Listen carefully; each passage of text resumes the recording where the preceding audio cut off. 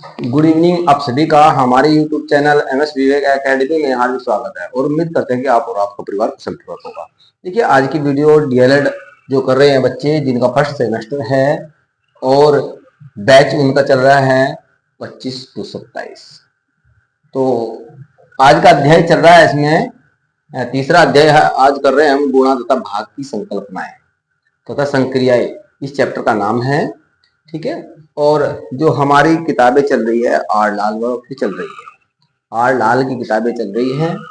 तो क्वेश्चन क्या है इसमें, देखिए पहला, एक गांव में 2065 पुरुष हैं, ठीक है, और 1925 महिलाएं हैं, शेष बच्चे हैं। यदि गांव की कुल जनसंख्या 5000 है तो गांव में बच्चों की संख्या ज्ञात कीजिए। तो आपको क्या करना है कि उस गांव में कितने बच्चे हैं वो बतानी है, ठीक है। तो हम इसको हल करेंगे, कैसे करेंगे हल, देखिए हम स्टार्ट करते हैं यहां से, ठीक है। सबसे पहले हमें क्या करना है, एक गांव में कितने पुरुष है, इतने पुरुष हो गए और महिलाएं इतनी हो गई और शेष जो बच रहे हैं वे क्या हो गए, बच्चे हो गए। तो हमने क्या किया है, माना, ठीक है, माना बच्चों की संख्या,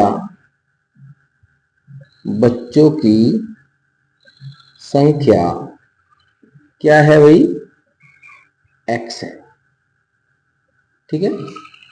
अब देखिए, कुल पुरुषों की संख्या प्लस महिलाओं की संख्या प्लस बच्चों की संख्या, तो टोटल जनसंख्या निकल जाएगी। तो ऐसे ही निकालते हैं। देखिए पुरुष कितने हो गए हैं, 2065 तो हो गए पुरुष, ठीक है। ऐसे हल होगा क्योंकि पुरुषों की संख्या, चलो ऐसे भी कर देंगे इसको जिससे कि पता लग जाएगा। यहां पर लिख दो, पुरुषों की संख्या, पुरुषों की संख्या कितनी है भाई, 2065, ठीक है। फिर लिखो महिलाओं की संख्याएं, महिलाओं की संख्या कितनी हो जाएगी, 1925, ठीक है। चलिए ये हो गई, पुरुष और महिलाएं आ गई और शेष जो है बच्चे जो बच रहे हैं वो x मान लिया। तो इन सभी का योग कितना दे रखा उन्होंने, कुल जनसंख्या दे दिया उन्होंने 5000। तुम लिखोगे क्या, कुल जनसंख्या, जनसंख्या, ठीक है, कुल जनसंख्या बराबर क्या हो जाएगा, 5000। हमारी कुल जनसंख्या कितनी है, 5000 है।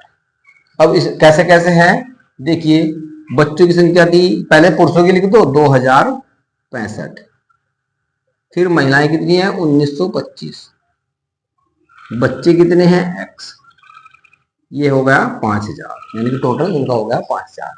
कैसे हल करेंगे, देखिए इसको, इन दोनों को जोड़ दो, ठीक है। जब इन दोनों को जोड़ेंगे तो क्या हो जाएगा, 5 और 5 10 की 0, 2 और 6 8 और 1 9, ठीक है, 9 और 9 ऐसा हो जाएगा, और फिर 2 और 1 3 ऐसे हो जाएगा, 3990 हो गया हमारा, ठीक है। चलिए, और प्लस x, और बराबर कितना है 5000, ठीक है ना। चलिए x बराबर क्या हो जाएगा, 5000 की साइड में हम इसको ले जाएंगे 3990 को। जब दूसरी साइड में ले जाते हैं ना किस संख्या को, तो उसका क्या हो जाता है, चिन्ह पलट जाता है। क्या हो जाता है, चिन्ह पलट जाता है। अब देखिए x बराबर कितना बच गया, जब हम 5000 में से इसको घटाएंगे, ऐसे घटा देते हैं ना ऊपर नीचे रख के, जिससे तो नहीं आता वो भी सीख लेगा, 0 90 ऐसे, और ये 3 हो गया, ऐसे घटा देते हैं इसको, x का मान आ जाएगा। तो क्या हो जाएगा, देखिए 0 की 0 हो जाएगा, यहाँ एक ढाई यहाँ से यहाँ ले ली, 10 हो गए, 10 में से एक दही यहाँ लेंगे, यहाँ 10 हो जाएगा, यहाँ 9 बच जाएगा, तो 10 में से एक जाकर 9 जाकर 1 बच जाएगा, यहाँ 9 बच रहे थे, 9 में से 9 जाके 0 बच जाएगा, यहाँ क्या बच गया था, 4 4 में से जाके 3 जाके 1 बच जाएगा। तो क्या हो गया, x बराबर हमारा हो गया 1010, ठीक है। तो वो संख्या क्या होगी, बच्चों की संख्या कितनी हो जाएगी, 1010 बच्चे हैं। चलिए नेक्स्ट क्वेश्चन है तुम्हारा, आगे चलो।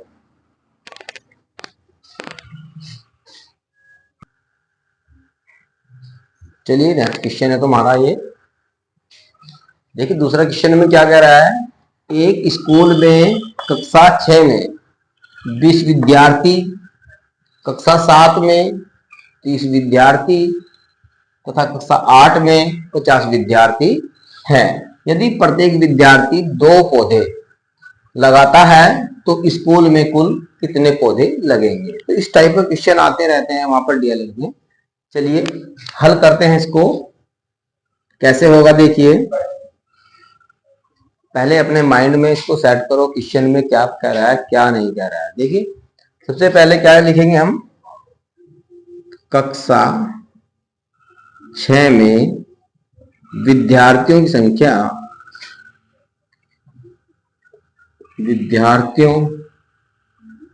संख्या, कितनी है, 20। ठीक है। फिर कक्षा 7 में क्या हो जाएगा भाई, ऐसे ही हम कक्षा 7 में लिखेंगे, विद्यार्थियों की संख्या कितनी हो जाएगी, देखिए 7 में 30 हो जाएंगे। ठीक है। कक्षा 8 में ऐसे ही लिखेंगे हम, कक्षा 8 में विद्यार्थियों की संख्या कितनी हो जाएगी, 50। अब कुल विद्यार्थी जोड़ देंगे हम तीनों कक्षाओं में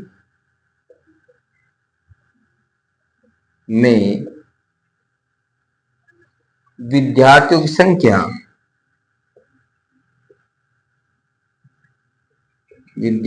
की संख्या क्या हो जाएगी भाई, तीनों को जोड़ दो इनको, तो 20 और 30 50 और 50 100, तो कितने हो जाएंगे, 100 हो जाएंगे।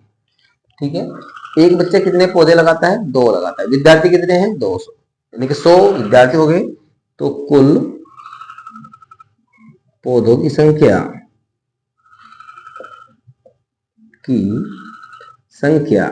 क्या हो जाएगी, देखिए कुल विद्यार्थी कितने हैं, 100।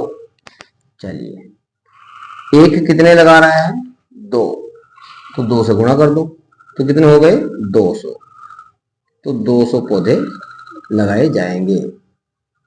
ठीक है, समझ में आ गया होगा आपकी। चलिए नेक्स्ट क्वेश्चन है,